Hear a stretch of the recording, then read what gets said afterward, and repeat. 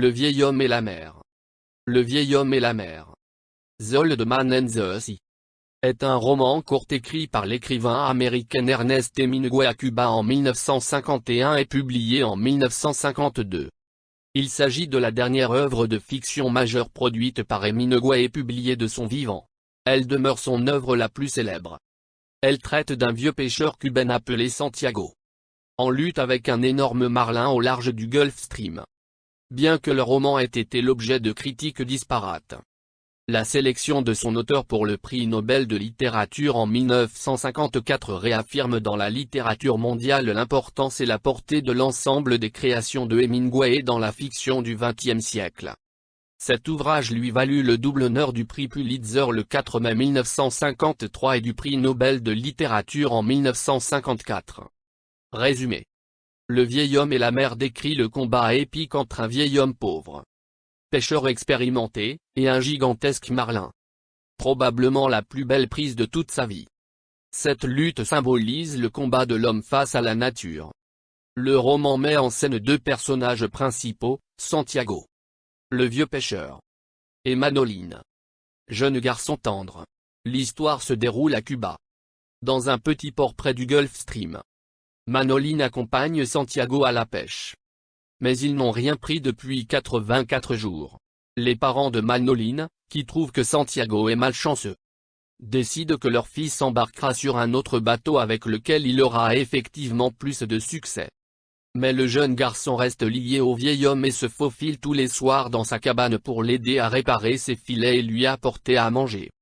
Il parle souvent de baseball américain, et particulièrement de Joe DiMaggio, l'idole de Santiago. Un jour, le vieil homme explique à Manolín qu'il va partir loin dans le golfe pour mettre fin à sa malchance et trouver le poisson qui lui ramènera l'estime de tous. Il part ainsi au large à l'aube du 85e jour et rencontre son adversaire, un poisson manifestement hors norme. Il donne du mou pour ne pas casser la ligne et est entraîné au grand large. Ainsi commence une lutte acharnée entre l'homme et le poisson qui durera 3 jours et 2 nuits. Le vieux n'a plus rien à boire ni à manger, ses mains ensanglantées sont douloureuses, le soleil tape.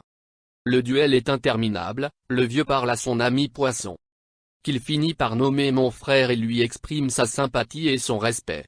Ils lutteront jusqu'au bout, au prix d'efforts incroyables et malgré un délire qui commence à le saisir. Le vieux est vainqueur. Loin de crier au triomphe, il remercie Dieu pour ce combat incertain. Son orgueil n'est pas le fait d'avoir vaincu un si gros spécimen, mais d'avoir vaincu un adversaire si brave.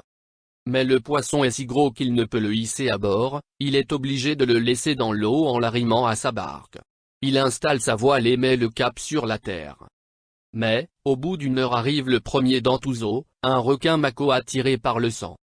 Puis viennent les galanos, les requins de l'espèce dite museau en spatule. Contrairement aux marlins, ceux-ci sont lâches et vils, ils attaquent à plusieurs. Le vieux se défend, toute la nuit il lutte pour l'honneur de son poisson qui s'est si bien défendu et qui était un adversaire digne.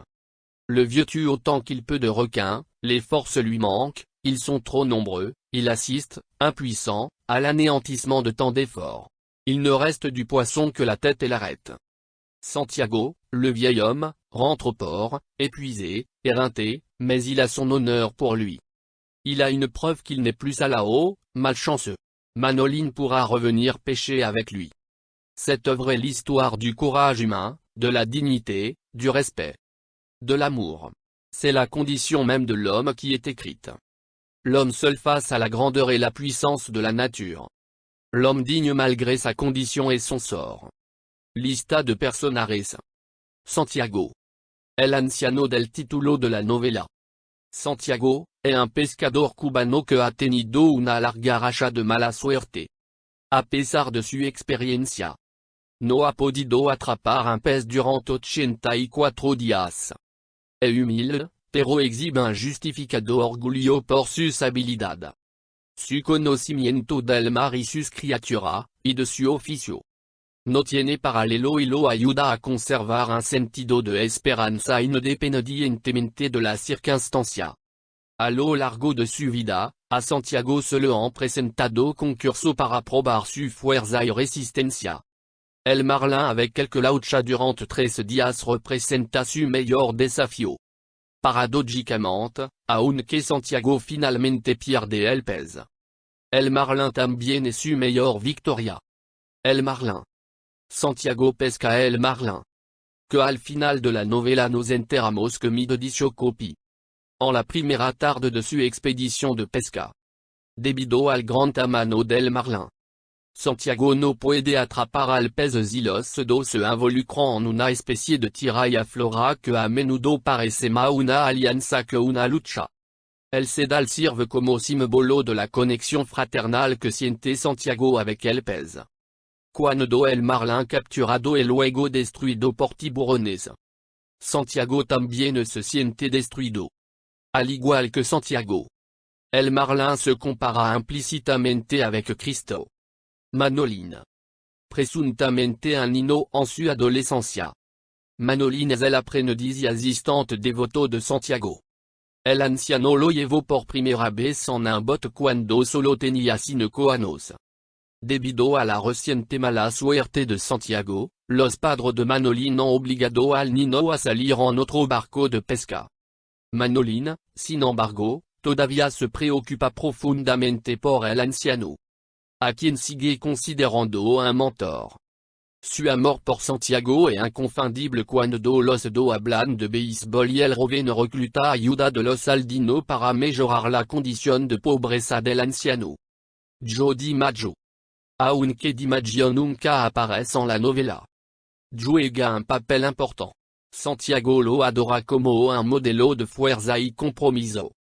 Y sus pensamientos se vuelven hacia DiMaggio cada vez que necesita asegurarse de su propia fuerza. A pesar de un doloroso espolón que podría haber paralizado a otro jugador. DiMaggio logró una carrera triunfal. Fue jardinero central de los Yankees de Nueva York de 1936 a 1951 y. A menudo, se lo considera el mejor jugador de todos los tiempos en esa posición. Perico. Perico, supone el lector, es dueño de la bodega o pueblo de Santiago.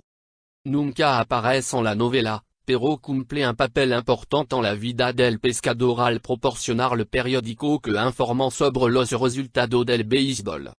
Este acto lo consagra como un hombre bondadoso que ayuda al envejecido Santiago.